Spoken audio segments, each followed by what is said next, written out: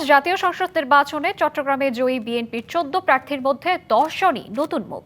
প্রথমবারের মতো সংসদ সদস্য হয়েছেন তারা। এদিকে চতুর্থবারের মতো জিতে তাক লাগিয়ে দিয়েছেন বিএনপির স্থায়ী কমিটির সদস্য আমির খসরু মাহমুদ চৌধুরী।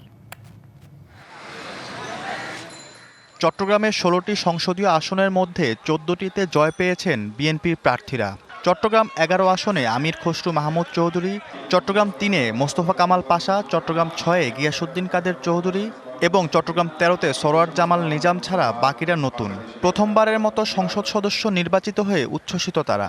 জানিয়েছেন নিজেদের পরিকল্পনার কথা। এখানেই তো গণতন্ত্রের মহা সৌন্দর্য। ধৈর্য থাকতে হবে, স্থিতিশীল দেশটাকে রাখতে হবে, অপরের সাথে দ্বিমত পোষণ করেও তার প্রতি সম্মান জানাতে হবে।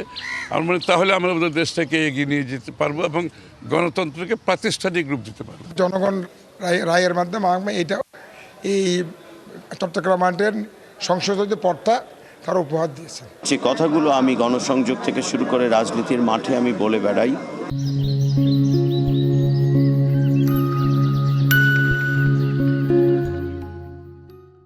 সেই কাজগুলো যেন আমি বাস্তবের রূপ দিতে পারি, অর্থাৎ আমার দ্বারা যেন সে কাজগুলো হয় মানুষের কল্যাণে, মানুষের প্রত্যাশা পূরণে।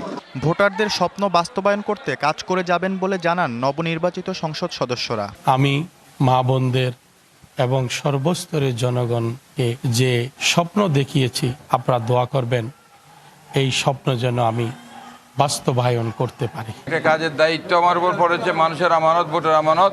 সেই দায়িত্ব আমি ইমানদারির সাথে, স্বচ্ছতার সাথে, দুর্নীতি মুক্ত থেকে আমি জনগণের জন্য কাজ করে যাবো, এটা হচ্ছে আমার প্রত্যয়।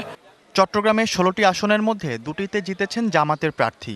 এরা হলেন চট্টগ্রাম 15-তে শাহজাহান চৌধুরী এবং চট্টগ্রাম 16-তে জহিরুল ইসলাম। মামলা জটিলতায় চট্টগ্রাম 2 ও 4 আসনের ফল স্থগিত করেছে নির্বাচন কমিশন।